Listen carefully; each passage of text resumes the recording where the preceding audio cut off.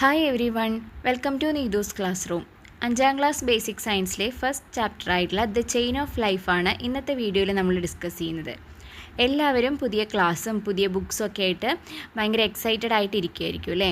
So basic സയൻസിലെ first ചാപ്റ്ററിൽ എന്തൊക്കെയാണ് പഠിക്കാനുള്ളതെന്ന് നോക്കാം. അതിനു മുമ്പായിട്ട് നിങ്ങൾ നമ്മുടെ ചാനൽ ആദ്യമായിട്ടാണ് കാണുന്നതെങ്കിൽ തീർച്ചയായിട്ടും സബ്സ്ക്രൈബ് ചെയ്യണേ. സോ നമുക്ക് സ്റ്റാർട്ട് ചെയ്താലോ? നമുക്ക് ചുറ്റും പലതരത്തിലുള്ള ജീവജാലങ്ങളുണ്ട്. ഇവയെല്ലാം പരസ്പരം ബന്ധപ്പെട്ടാണ് ഇരിക്കുന്നത്. ഒരു ജീവിക്കും ഒറ്റയ്ക്ക് എന്ത് ചെയ്യാൻ പറ്റില്ല, ജീവിക്കാൻ വേണ്ടിയിട്ട് പറ്റില്ല. എല്ലാ ജീവജാലങ്ങളും തമ്മിലൊരു കണക്ഷൻ ഉണ്ട്. അതിനെക്കുറിച്ചാണ് നമ്മൾ ഈ പാഠത്തിൽ ഡിസ്കസ് ചെയ്യുന്നത്. ആദ്യം തന്നെ ഒരു പിക്ചർ കൊടുത്തിട്ടുണ്ട്. എന്താ നോക്കി നോക്കൂ. ഒരു ബേർഡ് ഉണ്ട് അല്ലേ? എന്താ ബേർഡിൻ്റെ പേര്? അതൊരു കിങ് ഫിഷറാണ്, അല്ലെങ്കിൽ മലയാളത്തിൽ നമ്മൾ പൊന്മാൻ എന്നൊക്കെ പറയുന്ന കിങ് ഫിഷർ. ദെൻ അതെവിടെ ഇരിക്കുന്നത്? ഒരു തടാകത്തിൻ്റെ സൈഡിലുള്ള ഒരു മരത്തിലാണ് ഇരിക്കുന്നത്. ആൻഡ് ആ തടാകത്തിൽ വെള്ളത്തിൽ നമുക്ക് എന്ത് കാണാൻ പറ്റുന്നുണ്ട്? ഒരു ഫിഷിനെ കാണാൻ പറ്റുന്നുണ്ട് അല്ലേ? ദെൻ താഴെ കുറച്ച് ക്വസ്റ്റ്യൻസ് കൊടുത്തിട്ടുണ്ട്, നോക്കി നോക്കൂ. Observe the picture. Which bird is in the picture? ഏത് ബേർഡാണത്? അതൊരു കിങ് ഫിഷറാണ്. What is its main food? കിങ് ഫിഷറിൻ്റെ മെയിനായിട്ടുള്ള ഭക്ഷണം എന്താണ്? കുഞ്ഞു കുഞ്ഞു മീനുകളൊക്കെയാണ് അല്ലേ? ഫിഷസ് ആണ്. Where is this bird usually seen? അപ്പോൾ അതുകൊണ്ട് തന്നെ എവിടെയാണ് ആ ബേർഡിനെ സാധാരണയായി കാണാറുള്ളത്? കുളത്തിൻ്റെയോ അല്ലെങ്കിൽ പുഴയുടെയോ ഒക്കെ സൈഡിലായിരിക്കും കൂടുതലായിട്ട് കാണാൻ പറ്റും. What could be the reason for that? അതെന്താ അവിടെ കാണാൻ പറ്റുന്നത്? ബിക്കോസ് അതിൻ്റെ ഭക്ഷണം ഉള്ളത് എവിടെയാണ്? വെള്ളത്തിലാണ്. അപ്പോൾ അത് വെള്ളത്തിൻ്റെ സൈഡിലല്ലേ ഉണ്ടാവുക. അതിൻ്റെ ആൻസറുകൾ താഴെ ഒരു സെൻറ്റൻസായി കൊടുത്തിട്ടുണ്ട്, നോക്കൂ. The kingfisher lives in burrows on river banks or near ponds. They mostly choose places near water sources where they can fish. അപ്പോൾ കിങ് ഫിഷർ സാധാരണയായിട്ട് തടാകത്തിൻ്റെയോ അല്ലെങ്കിൽ കുളത്തിൻ്റെയോ പുഴയുടെയൊക്കെ അരികിലുള്ള ഈ ചെറിയ മാളം പോലെ ഉണ്ടാവില്ലേ, ബുറോസ് ഉണ്ടാവില്ലേ, അതിൻ്റെ ഉള്ളിലാണ് കിങ് ഫിഷർ ജീവിക്കുന്നത്. കാരണം എന്താണ്? അവിടെ നിന്നാണ് അതിൻ്റെ ഭക്ഷണമായിട്ടുള്ള ഫിഷ് എവിടെ ഉണ്ടാവുക? വെള്ളത്തിലാണ് ഉണ്ടാവുക. സോ ഫിഷിങ്ങിന് എളുപ്പത്തിന് വേണ്ടിയിട്ട് അതെപ്പോഴും എവിടെ ജീവിക്കുക? കുളത്തിൻ്റെയോ പുഴയുടെയൊക്കെ കരയിലാണ് ജീവിക്കുക. There are many creatures around us who eat various kinds of food. What are the different types of food that they eat? What is the main food of goat? അപ്പോൾ നമുക്ക് ചുറ്റും പലതരത്തിലുള്ള ജീവികളുണ്ട്. ഈ ജീവികളെല്ലാവരും ഒരേപോലത്തെ ഭക്ഷണമല്ല കഴിക്കുന്നത് അല്ലേ? വ്യത്യസ്ത തരത്തിലുള്ള ഭക്ഷണങ്ങളാണ് കഴിക്കുന്നത്. അങ്ങനെയാണെങ്കിൽ what is the main food of got? നമ്മുടെ ആടിൻ്റെ മെയിനായിട്ടുള്ള ഭക്ഷണങ്ങൾ എന്തൊക്കെയാണ് ആട് മെയിനായിട്ട് കഴിക്കുക? നമുക്ക് പറയാം ഗ്രാസ്, ലീവ്സ് അല്ലേ, പുല്ലുകൾ, ഇലകൾ, ഇതൊക്കെയാണ് മെയിനായിട്ട് എന്ത് കഴിക്കുക? ഗോട്ട്, ആട് കഴിക്കുക അല്ലേ? അതേപോലെ നമുക്ക് വേറെ എന്തൊക്കെ പറയാം? വെജിറ്റബിൾസ്, ഫ്രൂട്ട്സ്, അതൊക്കെ കഴിക്കും അല്ലേ? അതിൻ്റെയൊക്കെ വേസ്റ്റുകളും ഒക്കെ ആര് കഴിക്കാറുണ്ട്? ആട് കഴിക്കാറുണ്ട്. Which other creatures feed on parts of plant? ഇപ്പം നമ്മൾ ആടിൻ്റെ ഭക്ഷണം പറഞ്ഞപ്പോൾ അതെല്ലാം പ്ലാന്റ്സിൻ്റെ, ചെടികളുടെ ഓരോ ഭാഗങ്ങളാണ്. ഇലയാണെങ്കിലും പുല്ലാണെങ്കിലും ഇതൊക്കെ ചെടികളാണ് അല്ലേ? അപ്പോൾ ഇതേപോലെ ചെടികൾ കഴിക്കുന്ന അല്ലെങ്കിൽ ഡിഫറെൻറ്റ് പാർട്സ് ഓഫ് പ്ലാന്റിൻ്റെ വ്യത്യസ്ത ഭാഗങ്ങൾ കഴിക്കുന്ന, ഇലകളാവാം, പുല്ലാവാം, അല്ലെങ്കിൽ അതിൻ്റെ കായകൾ അല്ലേ, ഫ്രൂട്ട്സ്, അങ്ങനെയൊക്കെ കഴിക്കുന്ന വേറെ ഏതെല്ലാം അനിമൽസിനെ അറിയാമെന്നാണ് ചോദിക്കുന്നത്. രണ്ടെണ്ണം അതിൽ കൊടുത്തിട്ടുണ്ട്. ഏതൊക്കെയാണ്? ഡീറും റാബിറ്റും അല്ലേ? ഡീറും റാബിറ്റും മെയിനായിട്ട് എന്താ കഴിക്കുക? പ്ലാന്റ്സുമായി ബന്ധപ്പെട്ട സാധനങ്ങളാണ് കൂടുതലായിട്ട് കഴിക്കുക. വേറെ നമുക്ക് ഏതൊക്കെ ജീവികളുടെ എഴുതാം? നമുക്ക് ഒരുപാട് ജീവികളുടെ എഴുതാം. ഫോർ എക്സാമ്പിൾ ജിറാഫ് എഴുതാം, എലിഫൻറ്റ് അല്ലേ, കൗസ്, അതൊക്കെ നമുക്ക് എഴുതാൻ വേണ്ടിയിട്ട് പറ്റും. അടുത്തത് നോക്കൂ, ഫുഡ് ആൻഡ് ഹാബിറ്റാറ്റ്. ഫുഡ് എന്താണെന്ന് നമുക്ക് എല്ലാവർക്കും അറിയാം. ഹാബിറ്റാറ്റ് എന്താണ് അറിയാമോ? നോക്കാം. താഴെ കൊടുത്തിരിക്കുന്ന പിക്ചർ നോക്കൂ. എന്തൊക്കെ കാണാൻ പറ്റുന്നുണ്ട്? കുറേ പാടങ്ങളുണ്ട്. ആ പാടങ്ങളുടെ സൈഡിലായിട്ടൊരു കുളമുണ്ട് അല്ലേ? ആ കുളത്തിനോട് ചേർന്നിട്ട് കുറേ ജീവികളെ കാണാൻ വേണ്ടിയിട്ട് സാധിക്കുന്നുണ്ട്. ഏതൊക്കെയാണ് ആ ജീവികൾ നോക്കൂ. Write down the creatures seen in the picture. എന്തൊക്കെ ജീവികളെ നമുക്ക് അവിടെ കാണാൻ പറ്റുന്നുണ്ട്? നമുക്ക് ക്രെയിനിനെ കാണാൻ പറ്റുന്നുണ്ട്. Then frog, grasshopper, crab, turtle, snail, snake, crow, dragonfly, ഇതിനൊക്കെ നമുക്ക് ആ പിക്ചറിൽ കാണാൻ പറ്റുന്നുണ്ട് അല്ലേ? നിങ്ങൾക്ക് പരിചയമില്ലാത്ത ഏതെങ്കിലും വാക്കുകളുണ്ടോ? ക്രെയിൻ എന്താണ്? ക്രെയിൻ കൊറ്റിയാണ്. ദെൻ ഫ്രോഗ് അറിയാലോ, തവള. ഗ്രാസ് ഹോപ്പർ എന്താ? പുൽച്ചാടിയാണ്. ദെൻ ക്രാബിനെ അറിയാം, ഞണ്ട്. ടേർട്ടിൽ ആമ, സ്നീൽ ഒച്ച്. ദെൻ സ്നേക്കിനെ കാണാം, ക്രോ കാക്കേനെ കാണാം, ഡ്രാഗൺ ഫ്ലൈ നമ്മുടെ തുമ്പീനെയും കാണാൻ വേണ്ടിയിട്ട് പറ്റുന്നുണ്ട്. ദെൻ അത് കൂടാതെ ഫിഷും ഉണ്ട് കേട്ടോ. ദെൻ അവിടെ സൈഡിലൊരു വേം ഉണ്ട്. അങ്ങനെ നോക്കുകയാണെങ്കിൽ കുറേ ജീവികളെ നമുക്കതിൽ കണ്ടുപിടിക്കാൻ പറ്റുന്നുണ്ട് അല്ലേ. ദെൻ അതിൽ നിന്ന് 2 ക്വസ്റ്റ്യൻ ചോദിച്ചിരിക്കണം നോക്കൂ. Which of these creatures feed on plants? പ്ലാന്റ്സിന് ഭക്ഷണമാക്കുന്ന ജീവികൾ ഏതൊക്കെ? ഇപ്പോൾ നമ്മൾ കുറേ ജീവികളുടെ പേരുകൾ പറഞ്ഞു. ഇതിൽ പ്ലാന്റ്സിന് ഭക്ഷണമാക്കുന്ന സാധനങ്ങൾ എന്തൊക്കെയുള്ളത്? നമുക്ക് ഗ്രാസ് ഹോപ്പർ പറയാം, ദെൻ ടേർട്ടിൽ, സ്നെയില്, വേം, ഇതൊക്കെ എന്തിനെയാണ് ഫീഡ് ചെയ്യുക? പ്ലാന്റ്സിനെയാണ് ഫീഡ് ചെയ്യുക. പ്ലാന്റ്സിൻ്റെ ഭാഗങ്ങളാണ് ഇതിൻ്റെയൊക്കെ ഭക്ഷണം അല്ലേ. അങ്ങനെയാണെങ്കിൽ which creatures feed on small fishes? ഇപ്പോൾ ഫിഷസിനെ ഫീഡ് ചെയ്യണ സാധനം എന്തൊക്കെയാണ് അതിലുള്ളത്? അതിൽ നമുക്ക് ക്രെയിൻ പറയാം, ദെൻ ക്രോ പറയാം അല്ലേ, ദെൻ സ്നേക്ക്. ഇതൊക്കെ എന്തിനെ ഭക്ഷണമാക്കുന്നതാണ്? സ്മോൾ ഫിഷസിനെ ഭക്ഷണമാക്കുന്ന സാധനങ്ങളാണ് അല്ലേ. ക്രാബ് ഒക്കെ പറയാം. സോ ആ പിക്ചറിൽ നമ്മൾ കുറേ ജീവികളെ കണ്ടു അല്ലേ. ഈ ജീവികൾക്കൊക്കെ ഒരു പ്രത്യേകതയുണ്ട്. എന്താണെന്ന് വെച്ചാൽ ഇതിൽ ഓരോ ജീവികളും ഭക്ഷണമായിട്ട് ഉപയോഗിക്കുന്നത് അതിൽ തന്നെ കാണുന്ന മറ്റൊരു ജീവിനെയാണ് അല്ലേ. ഇപ്പോൾ പറയുകയാണെങ്കിൽ small fishes feed on plants. വളരെ ചെറിയ മീനുകളുണ്ടാവും. ആ മീനുകളുടെ ഭക്ഷണം എന്ന് പറയുന്നത് വെള്ളത്തിലൊക്കെയുള്ള ഈ പായലുകൾ പോലെയുള്ള അങ്ങനത്തെ വളരെ മൈന്യൂട്ടായിട്ടുള്ള ചില സസ്യജാലങ്ങളുണ്ട്. അതാണ് ഈ ചെറിയ ഫിഷുകളുടെ ഭക്ഷണം എന്ന് പറയുന്നത്. അതേസമയം വലിയ ഫിഷുകളാണെങ്കിലോ large fishes feed on small fishes. വലിയ ഫിഷുകളുടെ ഭക്ഷണം എന്ന് പറയുന്നത് ഇത്തരത്തിലുള്ള വളരെ ചെറിയ ഫിഷുകളാണ്. Cranes feed on fishes. ഇനി നമ്മളൊരു കൊറ്റീനെ നോക്കുകയാണെങ്കിലോ ആ കൊറ്റിയുടെ ഭക്ഷണം എന്ന് പറയുന്നത് ഈ മീനുകളാണ്. അപ്പോൾ നോക്കൂ അവിടെ, അതായത് വളരെ ചെറിയ ജീവികളായിട്ടുള്ള വളരെ ചെറിയ സസ്യങ്ങളെയൊക്കെ കുഞ്ഞു മീനുകൾ തിന്നുന്നു. ഈ കുഞ്ഞു മീനുകളെ വലിയ മീനുകൾ തിന്നുന്നു. ആ വലിയ മീനുകളെ ആണെങ്കിലോ ഇതേപോലെ കാക്കകളോ അല്ലെങ്കിൽ കുറ്റികളോ പോലെയൊക്കെയുള്ള വലിയ ജീവികൾ അത്തരത്തിലുള്ള വലിയ മീനുകളെ തിന്നുന്നു. സോ ഇതിങ്ങനെ ഒരു കണക്ഷൻ പോലെ ഇങ്ങനെ പോയിക്കൊണ്ടിരിക്കുകയാണ്. അതിനെ ബേസ് ചെയ്ത് താഴെ കൊടുത്തിരിക്കുന്നത് നോക്കൂ. Complete the illustration by adding other creatures in the field. അപ്പോൾ നമുക്കിതുപോലെ ഒരു കണക്ഷൻ നമുക്ക് ഉണ്ടാക്കി നോക്കിയാലോ. പ്ലാന്റ്സിനെ സ്മോൾ ഫിഷസ് കഴിക്കുന്നുണ്ട്, അതേപോലെ വേം അവിടെ പറഞ്ഞിട്ടുണ്ട്. വേറെ നമുക്ക് എന്തെഴുതാം? സ്നെയിൽ എഴുതാം, ഒച്ചുകളൊക്കെ അല്ലേ. അപ്പോൾ സ്മോൾ ഫിഷസിൻ്റെ ആണെങ്കിൽ സ്നെയിലിൻ്റെ ആണെങ്കിൽ വേംസ്, പുഴുക്കൾ, അവരുടെയൊക്കെ ഭക്ഷണം എന്ന് പറയുന്നത് പ്ലാന്റ് ആണ്. ദെൻ ഈ സ്മോൾ ഫിഷസിനെ ലാർജ് ഫിഷ് കഴിക്കുന്നുണ്ട്, അതേപോലെ ഫ്രോഗ് കഴിക്കുന്നുണ്ട്. ഈ ലാർജ് ഫിഷിനെയും ഫ്രോഗിനെയൊക്കെ ആര് കഴിക്കുന്നുണ്ട്? ക്രെയിൻ ഭക്ഷണമാക്കുന്നുണ്ട്. അപ്പോൾ നോക്കൂ, ആ ഭക്ഷണത്തിൻ്റെ ഒരു കണക്ഷനാണ് അവിടെ കാണിക്കുന്നത്. ആ പ്ലാന്റിനെ സ്മോൾ ഫിഷ് കഴിച്ചാൽ സ്മോൾ ഫിഷിനെ ആര് കഴിക്കും? ലാർജ് ഫിഷ് കഴിക്കും. ലാർജ് ഫിഷിനെ ക്രെയിൻ കഴിക്കും. അതേപോലെയാണെങ്കിലോ ഇപ്പോൾ പ്ലാന്റിനെ വേം കഴിച്ചാൽ വേമിനെ കഴിക്കുന്ന കുറേ ജീവികളുണ്ട്. ഫോർ എക്സാമ്പിൾ നമുക്കിപ്പോൾ ക്രോ പറയാം, കാക്ക പറയാം അല്ലേ. അപ്പോൾ ഇതിങ്ങനെ ഒരു കണക്ഷനായിട്ട് ഇങ്ങനെ മുന്നോട്ട് പോയിക്കൊണ്ടിരിക്കുന്നു. അപ്പോൾ നമ്മുടെ ചുറ്റുമുള്ള എല്ലാ ജീവികളും ഇതേപോലെ ഭക്ഷണത്തിൻ്റെ കാര്യത്തിൽ പരസ്പരം കണക്റ്റഡ് ആയിട്ടിരിക്കുന്നു. അതാണ് ഇനി നമ്മൾ നോക്കുന്നത്. Linked together. നോക്കൂ, deer, rabbit and grasshopper are plant eating creatures. അപ്പോൾ മാനുകൾ, മുയലുകൾ, അതുപോലെ ഗ്രാസ് ഹോപ്പർ, പുൽച്ചാടികൾ, ഇതൊക്കെ പ്ലാന്റിനെ ഭക്ഷണമാക്കുന്ന ജീവികളാണ്. അതിനെ വെച്ചിട്ട് നമുക്ക് ഈ ഫുഡ് റിലേഷൻഷിപ്പ് കംപ്ലീറ്റ് ആക്കാൻ പറഞ്ഞിട്ടുണ്ട്. നോക്കൂ, പ്ലാന്റിനെ ഡീർ കഴിക്കുകയാണെങ്കിൽ ഡിയറിനെ എന്ത് കഴിക്കും? ഡിയറിനെ ലയൺ കഴിക്കും അല്ലേ. അതേപോലെ പ്ലാന്റിനെ റാബിറ്റ് കഴിക്കുമെങ്കിൽ റാബിറ്റിനെ എന്ത് കഴിക്കും? ഫോക്സ് കഴിക്കും, കുറുക്കൻ കഴിക്കുന്ന എഴുതാം. ഇത് മാത്രമല്ല, വേറെ ഒരുപാട് ജീവികൾ പരസ്പരം ഇങ്ങനെ കഴിക്കും കേട്ടോ. അപ്പോൾ ഡിയറിനെ കഴിക്കുന്നത് ലയൺ മാത്രമല്ല, അതേപോലെ റാബിറ്റിനെ കഴിക്കുന്നത് ഫോക്സ് മാത്രമല്ല, വേറെയും കുറേ ജീവികളുണ്ട്. സോ ഒരു എക്സാമ്പിൾ പറഞ്ഞേ ഉള്ളൂ. ദെൻ അതേപോലെ പ്ലാന്റിനെ കഴിക്കുന്ന ഒരു ജീവിയാണ് ഗ്രാസ് ഹോപ്പർ. ഈ ഗ്രാസ് ഹോപ്പറിനെ ആര് കഴിക്കും? ഫ്രോഗ് കഴിക്കും. ഫ്രോഗിനെ ആര് കഴിക്കും? സ്നേക്ക് കഴിക്കും. ഓക്കെ, സോ ഇതേപോലെ നോക്കൂ, അവിടെ ഒരു ഡെഫിനിഷൻ കൊടുത്തിട്ടുണ്ട്. Living beings depend on one another for food. This inter relationship among them is the food web. അപ്പോൾ ജീവിവർഗങ്ങളെല്ലാം, ജീവനുള്ള എല്ലാ ജീവജാലങ്ങളും എങ്ങനെയാണ്? ഫുഡിൻ്റെ കാര്യത്തിൽ അങ്ങോട്ടും ഇങ്ങോട്ടും ഡിപ്പെൻഡൻ്റ് ആണ്. ഒരു ജീവിയാണ് മറ്റൊരു ജീവിയുടെ ഫുഡ്, ആ ജീവി വേറൊരു ജീവിയുടെ ഫുഡായിരിക്കും. ഇങ്ങനെ ഒരു കണക്ഷൻ ഉണ്ട്.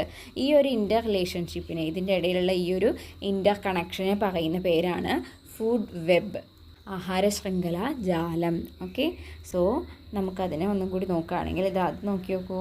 ഇങ്ങനെ നമുക്കൊരു ഫുഡ് വെബ് വരയ്ക്കാൻ വേണ്ടിയിട്ട് പറ്റും. നോക്കൂ, പ്ലാന്റ് ഉണ്ട് അല്ലേ ലെഫ്റ്റ് സൈഡിൽ. ഫസ്റ്റ് ഒരു പ്ലാന്റ് ഉണ്ട്. ആ പ്ലാന്റിനെ തിന്നുന്ന ജീവികളാണ്. ഡിയർ ഉണ്ട്, അതുപോലെ കൗ ഉണ്ട്. ദെൻ ഈ ഡിയറിനെയും കൗവിനെയൊക്കെ ആര് കഴിക്കും? ടൈഗർ കഴിക്കും.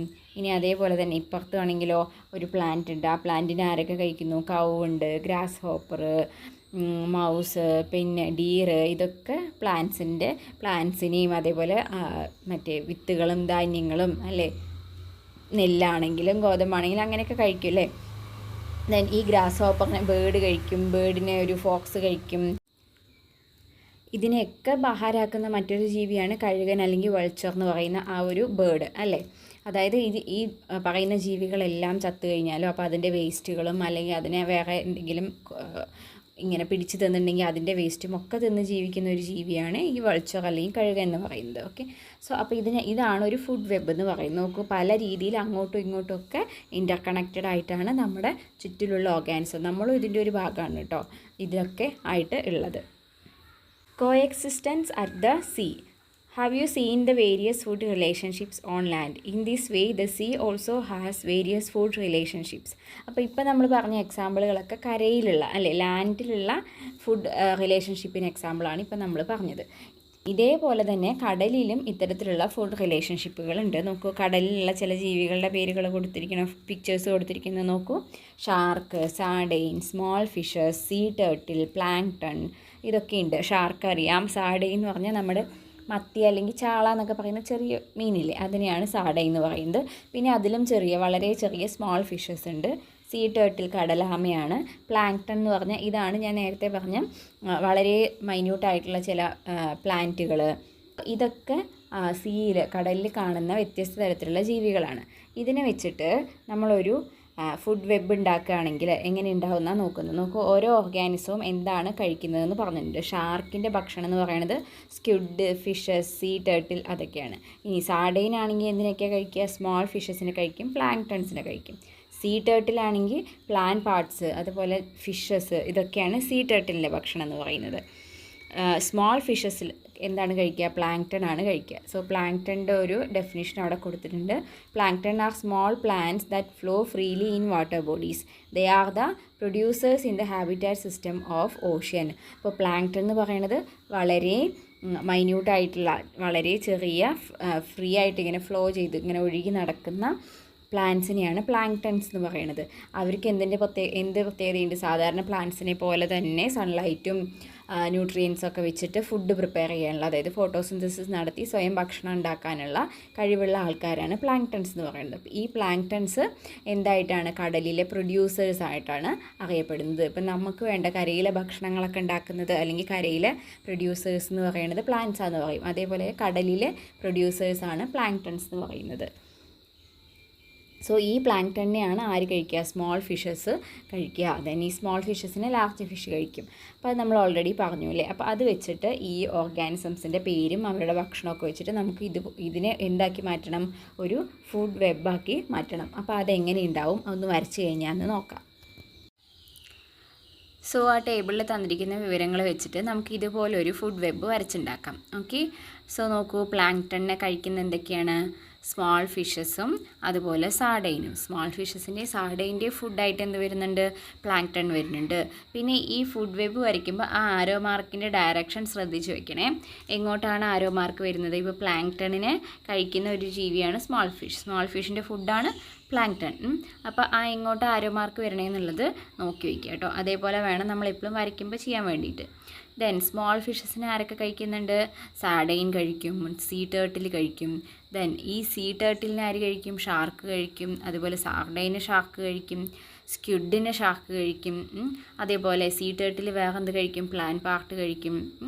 അപ്പോൾ ഇങ്ങനെ പല രീതിയിൽ. ഇനി ഇതിൽ കൂടുതൽ കണക്ഷൻ ഉണ്ടാക്കാം. ഞാൻ ആ ടേബിളിൻ്റെ ബേസിലാണ് ഇത്രയും വരച്ചിരിക്കുന്നത് കേട്ടോ. അതിൽ കൂടുതൽ കണക്ഷൻസ് നിങ്ങൾക്ക് കണ്ടുപിടിക്കാൻ വേണ്ടിയിട്ട് പറ്റും. ഓക്കെ, സോ ഇതുപോലെ തന്നിരിക്കുന്ന ഓർഗാനിസംസിനെ, ജീവികളെ വെച്ചിട്ട് ഫുഡ് വെബ് വരയ്ക്കാൻ വേണ്ടിയിട്ട് ശ്രമിക്കണം. ഓക്കെ, ദെൻ നോക്കൂ, ഫോർ സർവൈവൽ എന്ന് പറഞ്ഞാൽ നിലനിൽപ്പാണ്. ദെൻ അടുത്തൊരു പിക്ചർ അതിൽ കൊടുത്തിട്ടുണ്ട്. അതും എന്തിൻ്റെയാണ്? ഒരു പോണ്ടും അതുപോലെ അതുമായി ബന്ധപ്പെട്ട കുറേ ഓർഗാനിസംസിൻ്റെ, ജീവികളുടെയും ഒക്കെ പിക്ചറാണ് കൊടുത്തിരിക്കുന്നത്. എന്തൊക്കെയാണ് ക്വസ്റ്റ്യൻ നോക്കിയാലോ. Did you see the fish in the pool? ഫിഷിനെ കണ്ടല്ലോ. What components does the fish need to survive? ആ ഫിഷിന് സർവൈവ് ചെയ്യണമെങ്കിൽ, ആ ഫിഷിന് ഇവിടെ നിലനിൽക്കണമെങ്കിൽ, ജീവിക്കണമെങ്കിൽ എന്തൊക്കെ സാധനങ്ങളുടെ സപ്പോർട്ട് വേണം? Sunlight, aquatic plants. അപ്പോൾ സൺലൈറ്റ് വേണം, ദെൻ അക്വാട്ടിക് പ്ലാന്റ്സ് വേണം അല്ലേ?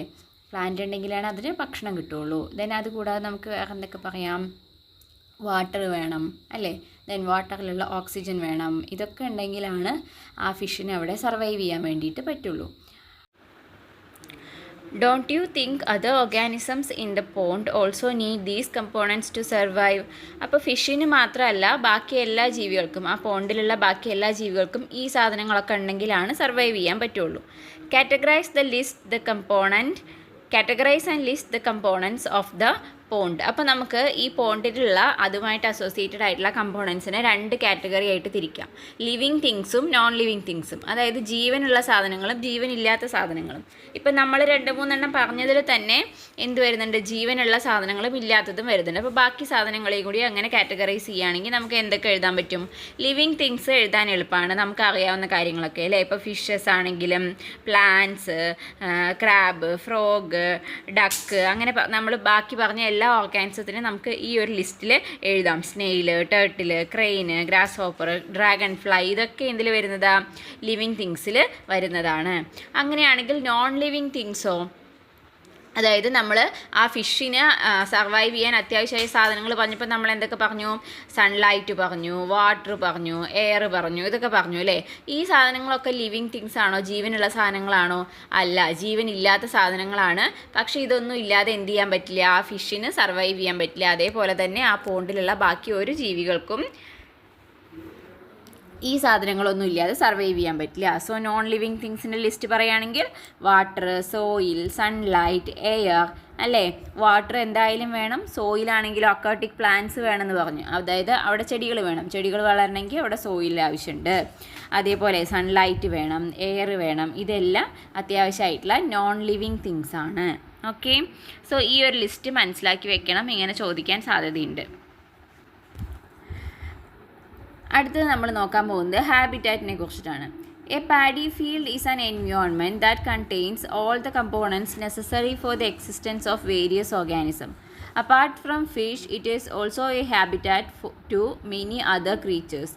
അപ്പോൾ നമ്മളൊരു പാഡി ഫീൽഡ്, അതായത് ഒരു പാടം എടുക്കുകയാണെങ്കിൽ, നമ്മൾ കൃഷി ചെയ്യുന്ന പാടം എടുക്കുകയാണെങ്കിൽ, നെൽകൃഷി ചെയ്യുന്ന പാടം എടുക്കുകയാണെങ്കിൽ അവിടെ ഒരുപാട് ജീവികളുണ്ടാവും.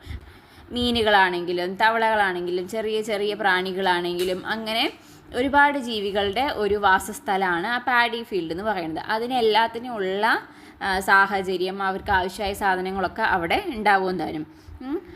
ഇതേപോലെ തന്നെ any other habitats like this around us. Observe the biodiversity garden in your school. അപ്പോൾ ഇതുപോലെ പാഡി ഫീൽഡ് ഇപ്പോൾ നമ്മൾ പറഞ്ഞു, പോണ്ട് പറഞ്ഞു, ഇതേപോലെ ജീവികൾക്ക് ഇതുപോലെ ജീവിക്കാൻ സൗകര്യമുള്ള അല്ലെങ്കിൽ അതിന് ഫേവറബിൾ ആയിട്ടുള്ള കണ്ടീഷൻസ് ഉള്ള സ്ഥലങ്ങൾ നമ്മുടെ ഇതിലുണ്ട്. അതിൽ നമ്മുടെ ബയോഡൈവേഴ്സിറ്റി ഗാർഡൻ, നിങ്ങളുടെ സ്കൂളിൽ ഗാർഡൻ ഉണ്ടെങ്കിൽ അത് നിരീക്ഷിച്ചിട്ട് ചെയ്യാൻ വേണ്ടിയിട്ട് പറഞ്ഞിരിക്കുന്നതാണ്. ഒരു ഗാർഡനിൽ എന്തൊക്കെ സാധനങ്ങളുണ്ടാവും അല്ലേ? അപ്പോൾ ഒരുപാട് ജീവികളുണ്ടാവും. ബയോഡൈവേഴ്സിറ്റി ഗാർഡൻ എന്ന് പറഞ്ഞാൽ പലതരത്തിലുള്ള ചെടികളും മരങ്ങളും ഒക്കെ കൂടി ചേർത്ത് വളർത്തുന്നതിനെയാണ് നമ്മൾ ബയോഡൈവേഴ്സിറ്റി ഗാർഡൻ എന്ന് പറയുന്നത്. അപ്പോൾ അങ്ങനെ ഒരു ഗാർഡൻ സെറ്റപ്പ് ചെയ്യുകയാണെങ്കിൽ അവിടെ ഒരുപാട് പക്ഷികൾ വരും, ജീവികൾ വരും, ബട്ടർഫ്ലൈസ് വരും, അപ്പോൾ അതുമായി ബന്ധപ്പെട്ട പ്രാണികളുണ്ടാവും. അങ്ങനെ ഒരുപാട് ജീവികൾ അങ്ങനെ ഒരു സ്ഥലത്ത് ഉണ്ടാവും. ഓക്കെ, സോ അത് നിരീക്ഷിച്ചിട്ട് ചെയ്യാൻ വേണ്ടിയിട്ട് പറഞ്ഞിട്ടുണ്ട് കേട്ടോ.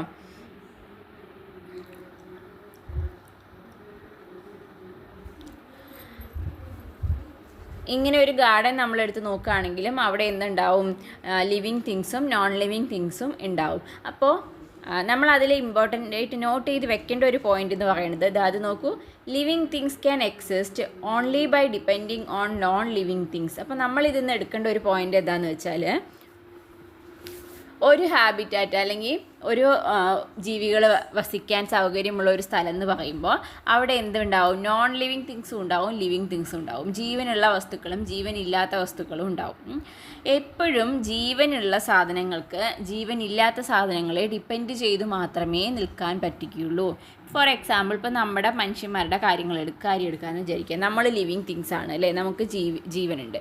ബട്ട് നോൺ ലിവിങ് തിങ്സ് ഇല്ലാതെ നമുക്ക് ജീവിക്കാൻ പറ്റുമോ? ബേസിക് ആയിട്ട് നമുക്ക് വേണ്ട സാധനമാണ് എയർ, അല്ലേ? എയർ ഇല്ലാതെ നമുക്ക് ജീവിക്കാൻ പറ്റുമോ? വാട്ടർ ഇല്ലാതെ ജീവിക്കാൻ പറ്റുമോ? സൺലൈറ്റ് നമുക്ക് വേണം, സോയിൽ നമുക്ക് വേണം, അല്ലേ? ഇതൊക്കെ നമ്മൾ ഡയറക്റ്റ്ലി അല്ലെങ്കിൽ ഇൻഡയറക്റ്റ് ആയിട്ട് നമ്മൾ എന്തിനെയൊക്കെ ഡിപ്പെൻഡ് ചെയ്യുന്നുണ്ട്? ഈ ജീവനില്ലാത്ത സാധനങ്ങളൊക്കെ നമ്മൾ ഡിപ്പെൻഡ് ചെയ്യുന്നുണ്ട്. അപ്പോൾ നമ്മൾ മനസ്സിലാക്കേണ്ട പോയിന്റ് എന്താണ്? Living things can exist only by depending on non living things. ജീവനുള്ള സാധനങ്ങൾക്ക് ജീവനില്ലാത്ത ഈ പറഞ്ഞതുപോലെയുള്ള സാധനങ്ങളെ ഡിപ്പെൻഡ് ചെയ്ത് മാത്രമേ ജീവിക്കാൻ പറ്റുള്ളൂ. ഓക്കെ, സോ ഇതൊരു ട്രൂ ആണോ ഫോൾസ് ആണോ അല്ലെങ്കിൽ അങ്ങനെയൊക്കെ ചോദിക്കുകയാണെങ്കിൽ അത് മനസ്സിലാക്കി വെക്കണം, എന്തുകൊണ്ടാണ് അങ്ങനെ പറയണത് എന്നുള്ളത് കേട്ടോ. സോ ഓരോ തരത്തിലുള്ള ജീവജാലങ്ങൾക്കും ജീവിക്കാൻ വേണ്ടിയിട്ട് പ്രത്യേക തരത്തിലുള്ള കണ്ടീഷൻസ് ആവശ്യമുണ്ട്, അല്ലേ? എല്ലാ ജീവികൾക്കും ഒരേ സിറ്റുവേഷനിൽ അല്ലെങ്കിൽ എല്ലാ ജീവികൾക്കും ആവശ്യമുള്ള ലിവിങ് തിങ്സും നോൺ ലിവിങ് തിങ്സും ഒന്നും എന്തല്ല, സെയിം അല്ല. ഓരോരുത്തർക്കും വ്യത്യസ്തമായ രീതിയിൽ ഓരോ തരത്തിലുള്ള ജീവജാലങ്ങളും വ്യത്യസ്തമായ സിറ്റുവേഷനിലാണ് ജീവിക്കാൻ പറ്റുള്ളൂ. So every living thing has A suitable habitat. ഓരോ ജീവിക്കും അതിൻ്റേതായ ഒരു സ്യൂട്ടബിൾ ആയിട്ടുള്ള ഹാബിറ്റാറ്റ് ഉണ്ട്. മഞ്ഞുള്ള സ്ഥലത്ത് ജീവിക്കുന്ന ഒരു ജീവിനെ കൊണ്ടുവന്നിട്ട് നമ്മുടെ നാട്ടിൽ വളർത്താൻ നോക്കിക്കഴിഞ്ഞാൽ ആ ജീവിക്ക് ഇവിടെ വളരാൻ പറ്റുമോ? ഇല്ല, പറ്റില്ല. സോ ഓരോന്നിനും അതിൻ്റേതായ സ്യൂട്ടബിൾ ഹാബിറ്റാറ്റ് ഉണ്ട്. അങ്ങനെയാണെങ്കിൽ എന്താണ് ഹാബിറ്റാറ്റ്? നമുക്ക് ഹാബിറ്റാറ്റിന് ഒരു ഡെഫിനിഷൻ എങ്ങനെ പറയാൻ വേണ്ടിയിട്ട് പറ്റും? Okay, can you suggest a suitable definition for habitat എന്ന് പറഞ്ഞാൽ നമുക്ക് എങ്ങനെ എഴുതാം? A habitat is the natural environment where a living organism, that is plant or animal, lives and finds everything it needs to survive, such as food, water, shelter and space. അതായത് ഒരു living organism, അതിപ്പോൾ animal ആണെങ്കിലും plant ആണെങ്കിലും ഒരു ജീവനുള്ള organism അത് ജീവിക്കുന്ന അതിൻ്റെ നാച്ചുറലായിട്ടുള്ള ഒരു എൻവയോൺമെൻറ്റ്, അതേപോലെ അതിനെവിടെയാണോ സർവൈവ് ചെയ്യാൻ പറ്റുന്നത്, അതിന് സർവൈവ് ചെയ്യണമെങ്കിൽ എന്തൊക്കെ വേണം? ഫുഡ് വേണം, വാട്ടർ വേണം, ഷെൽട്ടർ വേണം, അല്ലേ? അതിന് ജീവിക്കാനുള്ള സ്പേസ് വേണം. ഇതൊക്കെ കിട്ടുന്ന അതിൻ്റേതായ ഒരു എൻവയോൺമെൻറ്റ് എവിടെയാണോ അതിനെയാണ് ആ ഒരു ജീവിയുടെ ഹാബിറ്റാറ്റ് എന്ന് പറയുന്നത്. ഒരു ജീവിയുടെ ഒരു നാച്ചുറൽ എൻവയോൺമെൻറ്റ്, അവിടെ അതിന് ഈ പറയുന്ന സൗകര്യങ്ങളെല്ലാം പ്രൊവൈഡ് ചെയ്യുന്ന ഒരു നാച്ചുറൽ എൻവയോൺമെൻറ്റിലാണ് അത് നന്നായിട്ട് ജീവിക്കുക. അപ്പോൾ ആ ഒരു എൻവയോൺമെൻറ്റിനെ, ആ ഒരു സ്ഥലത്തിന് പറയുന്ന പേരാണ് അതിൻ്റെ ഹാബിറ്റാറ്റ് എന്ന് പറയുന്നത്. അപ്പോൾ ഓരോ ജീവിക്കും പറ്റുന്ന ഹാബിറ്റാറ്റ് വ്യത്യസ്തമായിരിക്കും, അല്ലേ? ഒരു ഹാബിറ്റാറ്റിൽ ജീവിക്കുന്ന വെള്ളം കൂടുതലുള്ള ഒരു സ്ഥലത്ത് ജീവിക്കുന്ന ജീവിക്ക് വെള്ളം ഇല്ലാത്തൊരു സ്ഥലത്ത് ജീവിക്കാൻ പറ്റില്ല. അതേസമയം ഡ്രൈ ആയിട്ടുള്ള ഒരു സ്ഥലത്ത് ഉള്ള സിറ്റുവേഷനുള്ള ഒരു ജീവിക്ക് വെള്ളത്തിൽ ജീവിക്കാൻ പറ്റില്ല. അപ്പോൾ അതുകൊണ്ട് തന്നെ വ്യത്യസ്ത തരത്തിലുള്ള ഹാബിറ്റാറ്റുകളുണ്ട്. നോക്കൂ, ഈ വ്യത്യസ്തമായ പിക്ചറുകളിൽ നിന്ന് തന്നെ നമുക്ക് മനസ്സിലാക്കാം ഈ 4 സ്ഥലത്തും ജീവിക്കുന്ന ജീവികൾ, വളരുന്ന ചെടികൾ ഒക്കെ വ്യത്യസ്ത തരമായിരിക്കും, അല്ലേ? അവർക്കൊക്കെ അവരുടേതായ സ്യൂട്ടബിൾ ആയിട്ടുള്ള ഒരു ഹാബിറ്റാറ്റ് ഉണ്ട്. അപ്പോൾ ഏതൊക്കെ ഹാബിറ്റാറ്റ് നമുക്കിതിൽ കാണാൻ പറ്റും? ഗ്രാസ് ലാൻഡ്സ് ഉണ്ട്, അല്ലേ? ഫസ്റ്റത്തെ ഗ്രാസ് ലാൻഡ് ആണെങ്കിൽ, രണ്ടാമത്തെ എന്താണ്? ഡെസേർട്ടാണ്. ദെൻ താഴത്തെ ആണെങ്കിലോ നമുക്ക് വെറ്റ് ലാൻഡ്സ് എന്ന് പറയാം, അതായത് വെള്ളം കൂടുതലുള്ള ഭാഗം വെറ്റ് ലാൻഡ്സ് ആണ്. പിന്നെ നാലാമത്തെ ആണെങ്കിലോ പോളാർ റീജിയൺ ആണ്. അപ്പോൾ ഇത് 4 തരത്തിലുള്ള ഹാബിറ്റാറ്റാണ്. ആൻഡ് ഇവിടെയുള്ള ജീവികളൊക്കെ ടോട്ടലി വ്യത്യസ്തരായിരിക്കും, അതിപ്പോൾ അനിമൽസ് ആണെങ്കിലും പ്ലാന്റ്സ് ആണെങ്കിലും, അല്ലേ? സോ ഈ ഹാബിറ്റാറ്റുകളുടെ പേര് താഴെ എഴുതാൻ പറഞ്ഞിട്ടുണ്ട്. സോ നമുക്ക് പറഞ്ഞത് എഴുതാം: grassland, desert, wetlands, polar. Okay,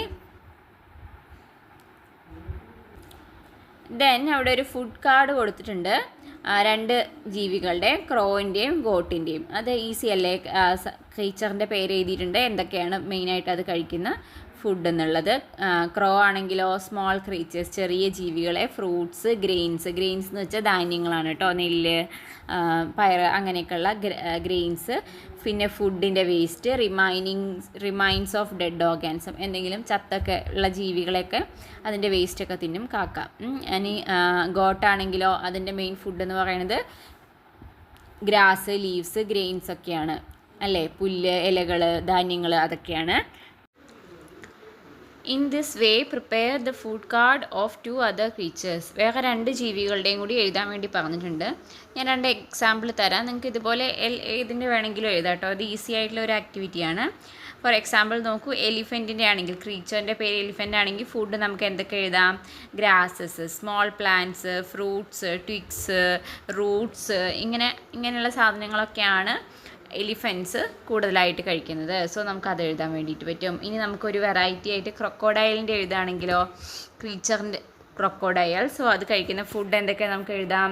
birds, fish, Bugs, frogs, ഇങ്ങനെയുള്ള സാധനങ്ങളൊക്കെയാണ് ക്രൊക്കോഡൈൽ ഫുഡാക്കി മാറ്റാറ് സാധാരണ. ഓക്കെ, സോ ഇതുപോലെ നിങ്ങൾക്ക് ഏത് ജീവിയുടെ വേണമെങ്കിലും എഴുതാം കേട്ടോ. Then next topic, what happens if the numbers go up or down? Examine the food web. അപ്പോൾ നമ്മൾ നേരത്തെ കണ്ടതുപോലെ ഒരു ഫുഡ് വെബിൻ്റെ പിക്ചർ കൊടുത്തിട്ടുണ്ട്. അപ്പോൾ ഇതിലത്തെ ജീവികളുടെ എണ്ണം കൂടുകയോ കുറയുകയോ ചെയ്താൽ എന്താണ് മാറ്റം ഉണ്ടാവുക എന്നുള്ളതാണ് നോക്കുന്നത് കേട്ടോ. ഫുഡ് വെബ് നമ്മൾ നോക്കുകയാണെങ്കിൽ അതിൽ നമുക്ക് വ്യത്യസ്തമായ റിലേഷൻസ് കാണാൻ പറ്റുന്നുണ്ട് അല്ലേ. സെൻറ്ററിൽ എന്താണ്? ഒരു ഗ്രാസ് ഉണ്ട്. ഗ്രാസിനെ നമുക്ക് കാട്ടുപോത്ത്, ബൈസൺ എന്നൊക്കെ പറയുന്ന കാട്ടുപോത്തുണ്ട്. ആൻഡ് കാട്ടുപോത്തിനെ എന്ത് പിടിക്കും? കടുവ പിടിക്കും. ദെൻ മുകളിൽ നോക്കുകയാണെങ്കിലോ grass, grasshopper, chicken, fox, tiger അല്ലേ. പുൽച്ചാടി പുല്ല് തിന്നും, കോഴി പുൽച്ചാടീനെ തിന്നും, കോഴീനെ എന്ത് പിടിക്കും? കുറുക്കൻ പിടിക്കും, കുറുക്കനെ കടുവ പിടിക്കും. അങ്ങനെ വരുന്നുണ്ട്. ദെൻ താഴെയാണെങ്കിലോ ഇതേപോലെ ഗ്രാസ്, ഡീർ, ദെൻ ടൈഗർ. അങ്ങനെയാണ് നമുക്ക് ആ ഫുഡ് വെബ് കാണാൻ പറ്റുന്നത്. ദെൻ താഴെ കൊടുത്തിരിക്കുന്ന ക്വസ്റ്റ്യൻ നോക്കൂ. What will happen if tigers disappear from this habitat? അപ്പോൾ ഈ ഒരു ഹാബിറ്റാറ്റിൽ ഇതിപ്പോൾ ഒരു നമുക്ക് എന്ത് പറയാം, ഒരു ഫോറസ്റ്റിൻ്റെമായി ബന്ധപ്പെട്ട ഒരു ഹാബിറ്റാറ്റാണ് അല്ലേ. അപ്പോൾ ഇതിൽ ടൈഗർ ഡിസപ്പിയർ ആയി, അതെങ്കിൽ ആ കാട്ടിൽ കടുവ ഇല്ലാതായി വിചാരിക്കാം. അങ്ങനെയാണെങ്കിൽ എന്ത് സംഭവിക്കും? Which organisms will increase in number? അപ്പോൾ കടുവ ഇല്ലാതായി കഴിഞ്ഞാൽ സ്വാഭാവികമായിട്ടും കടുവയുടെ ഭക്ഷണം, അതായത് കടുവ പിടിക്കുന്ന ജീവികളെ പിടിക്കാൻ ആരും ഇല്ലാണ്ടാവും. സോ ആ ജീവികളുടെയൊക്കെ എണ്ണം കൂടും. അതായത് കുറുക്കൻ്റെ എണ്ണം കൂടും, കാട്ടുപോത്തിൻ്റെ എണ്ണം കൂടും, മാനിൻ്റെ എണ്ണം കൂടും അല്ലേ. കാരണം ഇവരെയൊക്കെ പിടിക്കേണ്ട ആൾ കടുവയാണ്. കടുവ ഇല്ല അവിടെ. സോ അവർക്ക് ഇഷ്ടം പോലെ ജീവിക്കാം, അവരെ ആരും പിടിക്കാനില്ല. അപ്പോൾ അവരുടെ എണ്ണം കൂടും. Then what will happen if the dear population increases? ഇനി ഡീറിൻ്റെ പോപ്പുലേഷൻ, മാനുകളുടെ പോപ്പുലേഷൻ ഭയങ്കരമായിട്ട് കൂടിയെന്ന് വിചാരിക്കാം. ഒരു കാട്ടിൽ മാനിൻ്റെ പോപ്പുലേഷൻ വല്ലാതെ കൂടിക്കഴിഞ്ഞാൽ എന്താ സംഭവിക്കുക? മാനിൻ്റെ ഭക്ഷണം എന്ന് പറയണത് പുല്ലാണ് അല്ലേ. അപ്പോൾ മാൻ വല്ലാതെ കൂടിക്കഴിഞ്ഞാൽ അവർ കൂടുതലായിട്ട് പുല്ല് തിന്നും. അങ്ങനെ പുല്ല് തിന്നുമ്പം ആ സ്ഥലത്ത് എന്ത് വരും? പുല്ലിന് ക്ഷാമം വരും. അപ്പോൾ ആ പുല്ലിനെ ഡിപ്പെൻഡ് ചെയ്യുന്ന ബാക്കി ജീവികളുണ്ടല്ലോ, മുയലുണ്ടാവും, കാട്ടുപോത്തുണ്ടാവും, അങ്ങനെയുള്ള ജീവികൾ വരും. അപ്പോൾ ഇതിൻ്റെ ഈ പുല്ലിൻ്റെ അഭാവം, പുല്ലിൻ്റെ കുറവ് എന്ന് പറയുന്നത് ബാക്കിയുള്ള ജീവികളെ ബാധിക്കും. സോ അപ്പോൾ ഇതിൽ നിന്ന് എന്താ കാണിക്കുന്നത്? എല്ലാ ജീവികളും, ഒരു ഫുഡ് വെബിലെ എല്ലാ ജീവികൾക്കും അതിൻ്റേതായ ഇമ്പോർട്ടൻസ് ഉണ്ട്. ഒരു ജീവിയും എണ്ണത്തിൽ കൂടുന്നതോ കുറയുന്നതോ നല്ലതല്ല. ആ ഒരു ഫുഡ് വെബിന്, ആ ഒരു ഹാബിറ്റാറ്റിന് നല്ലതല്ല. സോ അപ്പോൾ ഈ ഒരു ഫുഡ് വെബിൽ കടുവയുടെ എണ്ണം കുറഞ്ഞാൽ എന്താ ഉണ്ടാവുക? കുറുക്കൻ്റെ എണ്ണം കൂടും, കാട്ടുപോത്തിൻ്റെ എണ്ണം കൂടും, മാനിൻ്റെ എണ്ണം കൂടും. ഇനി കുറുക്കൻ്റെ എണ്ണം കൂടിയെന്ന് വിചാരിക്കുക. കുറുക്കൻ്റെ എണ്ണം വല്ലാതെ കൂടിക്കഴിഞ്ഞാൽ എന്താ സംഭവിക്കുക? കുറുക്കൻ പിടിച്ചു തിന്നുന്ന ജീവികൾ ഉണ്ടാവും അല്ലേ. കുറുക്കൻ പിടിച്ചു തിന്നുന്ന ജീവികളുടെ എണ്ണം കുറയും. അതായത് ഇപ്പോൾ കോഴിയുടെ എണ്ണം കുറയും. കോഴീനെ മാത്രമല്ല, കുറുക്കൻ വേറെ ഒരുപാട് ജീവികളെ തിന്നും. അതേപോലെ ഇപ്പോൾ അത് കാട്ടിലുള്ള കുറുക്കനാണെങ്കിൽ ഒരുപാട് എണ്ണം കൂടി കഴിയുമ്പോൾ അത് പുറത്തേക്കൊക്കെ വരാൻ തുടങ്ങും. അത് പുറത്തുള്ള ജീവികൾക്ക്, മനുഷ്യന്മാർക്ക്, അതുപോലെ അവരുടെ കൃഷിക്ക് അല്ലെങ്കിൽ അവരുടെ വളർത്തുമൃഗങ്ങൾക്ക് ഒക്കെ ബുദ്ധിമുട്ടുണ്ടാക്കും. അപ്പോൾ ഏതൊരു ജീവിയും കൂടുന്നതും കുറയുന്നതും നമ്മുടെ നേച്ചറിന് നല്ലതല്ല. സോ അതുമായിട്ട് പറയുന്നതാണ് വൈ ടൈഗർ കൺസർവേഷൻ. അപ്പോൾ എന്തിനാണ് കടുവകളെ സംരക്ഷിക്കണം? അതായത് കടുവകളുടെ എണ്ണം കുറഞ്ഞു വരുന്ന ഒരു കാലമാണ്. കാരണം ഈ വേട്ടയാടുന്ന ആൾക്കാരൊക്കെ അനധികൃതമായി കാട്ടിലൊക്കെ പോയിട്ട് കടുവേനെയൊക്കെ വെടിവെച്ച് പിടിച്ചിട്ടും അങ്ങനെ പൊതുവേ കടുവയുടെ എണ്ണം കുറഞ്ഞു വരുന്ന ഒരു സിറ്റുവേഷനാണ്. അപ്പോൾ നമ്മൾ കടുവകളെ സംരക്ഷിക്കുന്നുണ്ട്. അപ്പോൾ എന്തിനു വേണ്ടിയിട്ടാണത്? The tiger is one among the highest link in the food web. Organisms in each link play a key role in maintaining healthy numbers of herbivores and carnivores in an ecosystem. അപ്പോൾ കടുവ എന്ന് പറയുന്നത് ഇപ്പോൾ നമ്മൾ പറഞ്ഞ ആ 3 food ലിങ്കിലും അവസാനം വരുന്ന ഒരാൾ കടുവയാണ്. അപ്പോൾ കടുവ എന്ന് പറയുന്നത് ഒരു അപ്പർ ലെവലിൽ ഏറ്റവും ഹയസ്റ്റ് മുകളിൽ നിൽക്കുന്നത്, അതായത് കടുവയുടെ മുകളിൽ ഇനി കടുവേനെ തിന്നുന്ന ഒരു ജീവി എന്ന് പറഞ്ഞാൽ അപൂർവമായിരിക്കും അല്ലേ. അപ്പോൾ അങ്ങനെ ഒരു ഹയസ്റ്റ് ലിങ്കിൽ നിൽക്കുന്ന ആളാണ് കടുവ. അപ്പോൾ കടുവകളുടെ എണ്ണം കുറയുന്നത് എന്ത് സംഭവിക്കും? ബാക്കിയുള്ള ജീവികളുടെ എണ്ണം കൂടാൻ കാരണമാവും. അപ്പോൾ എപ്പോഴും ഒരു എക്കോസിസ്റ്റത്തിൽ ഈ പറഞ്ഞതുപോലെ ഒരു ഹെൽത്തി നമ്പർ ഓഫ് ഹെർബിവോഴ്സും കാർണിവോഴ്സും. ഹെർബിവോഴ്സ് എന്ന് പറഞ്ഞാൽ എന്താണെന്നറിയാലോ, അതായത് സസ്യബുക്കുകൾ, അതായത് ചെടികളും അതുമായി ബന്ധപ്പെട്ട സാധനങ്ങളൊക്കെ തിന്നുന്ന ജീവികളെയാണ് ഹെർബിവോഴ്സ് എന്ന് പറയുന്നത്. കാർണിവോഴ്സ് എന്ന് പറഞ്ഞാലോ മാംസബുക്കുകൾ, മറ്റു ജീവികളെ പിടിച്ചു തിന്നുന്ന ജീവികളെയാണ് മാംസബുക്ക് എന്ന് പറയുന്നത്, അല്ലെങ്കിൽ കാർണിവോർ എന്ന് പറയുന്നത്. അതായത് ഇപ്പോൾ ഹെർബിവോർ എന്ന് പറഞ്ഞാൽ ഡീറും നമ്മുടെ റാബിറ്റും ഒക്കെ എന്താണ്, ഹെർബിവോറാണ്. അതേസമയം ലയണും ടൈഗറും ഒക്കെ കാർണിവോറാണ്. സോ ഇതിൻ്റെ എണ്ണം എപ്പോഴും ഇങ്ങനെ മെയിൻറ്റെയിൻ ചെയ്ത് നിർത്തണം. If some organisms in the lower links of the food web disappear, they may be replaced by other organisms that perform the same function. If there are no other creatures like the tiger, there are no one to perform its functions. അതായത് ഇപ്പോൾ ആ ഒരു lower ലിങ്കിലുള്ള, അതായത് താഴത്തെ തട്ടിലുള്ള, ഇപ്പോൾ മാനാണെങ്കിലും മൊയിലാണെങ്കിലും അങ്ങനെയുള്ള ജീവികളുടെയൊക്കെയാണ് എണ്ണം കുറഞ്ഞതെന്ന് വെച്ചാൽ, ഇപ്പോൾ ഒരു സ്ഥലത്ത് മാനുകളുടെ എണ്ണം വല്ലാതെ കുറയുകയാണെങ്കിൽ ഈ അതിന് പകരം അതേപോലെ തന്നെ ജീവിക്കുന്ന മറ്റൊരു ജീവിയാണ് ഇപ്പോൾ മൊയിൽ എന്നൊക്കെ പറയുന്നത്. അപ്പോൾ മാനുകളുടെ എണ്ണം കുറവാണെങ്കിലും മൊയിലുകൾ ഉള്ളത് കൊണ്ട് ആ പുല്ല് തിന്നാനും അല്ലെങ്കിൽ ഇപ്പോൾ കടുവയ്ക്ക് പിടിക്കാനും, മാനിനെ കിട്ടിയില്ലെങ്കിൽ കടുവ എന്ത് ചെയ്യും, മൊയിലിനെ പിടിക്കും. അപ്പോൾ അതങ്ങനെ അഡ്ജസ്റ്റ് ആയിട്ട് പൊക്കോളും. പക്ഷേ ഈ കടുവയുടെ എണ്ണം കുറഞ്ഞാൽ അതിന് പകരം വരാനൊരു ജീവി എന്ന് പറയുന്നത് അപൂർവമായിട്ടേ ഉള്ളൂ.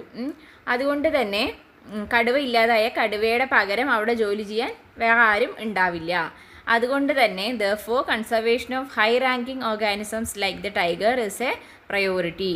By conserving tigers, a larger habitat is being conserved. അപ്പോൾ അതുകൊണ്ട് തന്നെ ഈ ഹൈ റാങ്കിലുള്ള കടുവേനെ പോലെയുള്ള, ടൈഗറിനെ പോലെയുള്ള ജീവികളെ സംരക്ഷിക്കേണ്ടത് അത്യാവശ്യമായ കാര്യമാണ്. ടൈഗറിനെ സംരക്ഷിക്കുമ്പോൾ നമ്മൾ ആ ഒരു വലിയൊരു ഏരിയ ഓഫ് ഹാബിറ്റാറ്റിനെ തന്നെയാണ് സംരക്ഷിക്കുന്നതെന്നാണ് പറയുന്നത്. ഓക്കെ, സോ അതുകൊണ്ടാണ് ടൈഗർ കൺസർവേഷൻ ഇമ്പോർട്ടൻ്റ് ആയിട്ടുള്ളത്. Next is the invaders. The African catfish is a fish found in the American continent. അപ്പോൾ ഇൻവേഡേഴ്സ് എന്ന് പറഞ്ഞാൽ ഈ അതിക്രമിച്ച് കയറുന്നവർ, അധിനിവേശക്കാർ, അങ്ങനെയൊക്കെയാണ് മീനിങ്. അതായത് നമ്മുടെ അല്ലാത്ത സ്ഥലത്തേക്ക് വരുന്ന ആൾക്കാരുണ്ടല്ലോ അതിനെ. അപ്പോൾ ഈ ആഫ്രിക്കൻ കാറ്റ്ഫിഷ് എന്ന് പറഞ്ഞാൽ ആഫ്രിക്കൻ കോണ്ടിനെൻറ്റിലുള്ള, ആഫ്രിക്കൻ ഭൂഖണ്ഡത്തിൽ കാണുന്ന ഒരു ഫിഷാണ് ആഫ്രിക്കൻ കാറ്റ്ഫിഷ് എന്ന് പറയുന്നത്. They grow and multiply very quickly. അപ്പോൾ അവരെന്ത് ചെയ്യും, പെട്ടെന്ന് വളർന്ന് ഇങ്ങനെ മൾട്ടിപ്ലൈ ചെയ്യും, കുറേ എണ്ണം ഉണ്ടാവും.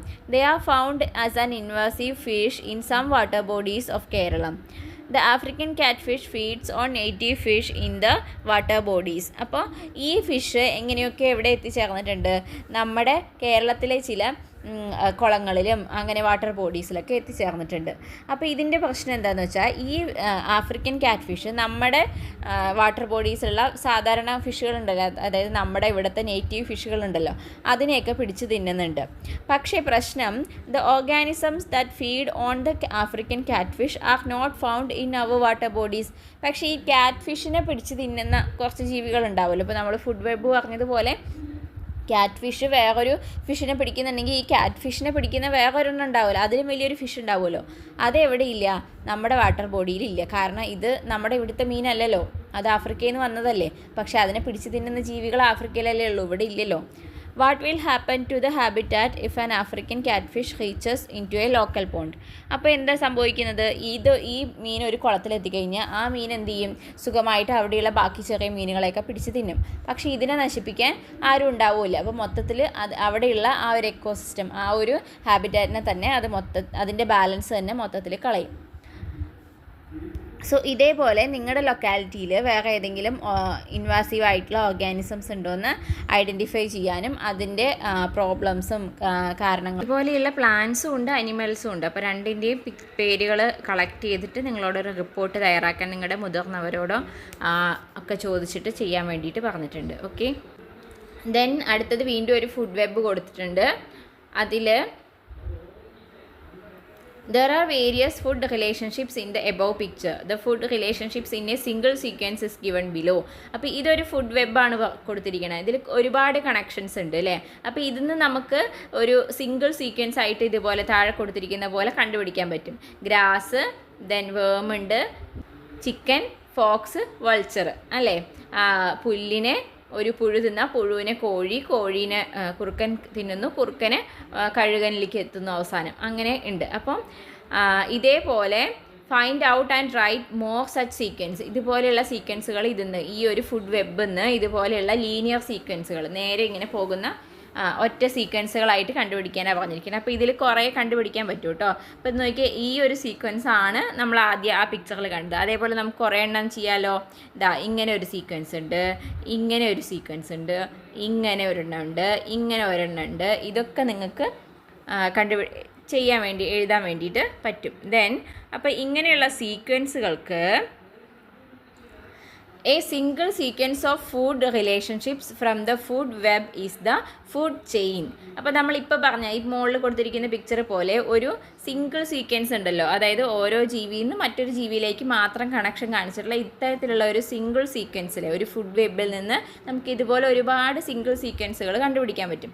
അപ്പോൾ ഇങ്ങനെയുള്ള ഒരു സിംഗിൾ സീക്വൻസിനെ പറയുന്ന പേരാണ് ഫുഡ് ചെയിൻ അല്ലേ. ഇതൊരു ചെയിൻ പോലെയല്ലേ, ഒരു ജീവിയുണ്ട്, അതിനെ മറ്റൊരു ജീവി തിന്നുന്നു, അതിനെ മറ്റൊരു ജീവി തിന്നുന്നു. അപ്പോൾ ഇങ്ങനെ പോകുന്ന ഒരു സിംഗിൾ സീക്വൻസിനെയാണ് നമ്മൾ ഫുഡ് ചെയിൻ എന്ന് പറയുന്നത്. അപ്പോൾ ഫുഡ് ചെയിനിന് എക്സാമ്പിൾ എഴുതാൻ പറഞ്ഞാൽ ഇതുപോലെ എഴുതാൻ വേണ്ടിയിട്ട് പഠിച്ചു വെക്കണം കേട്ടോ.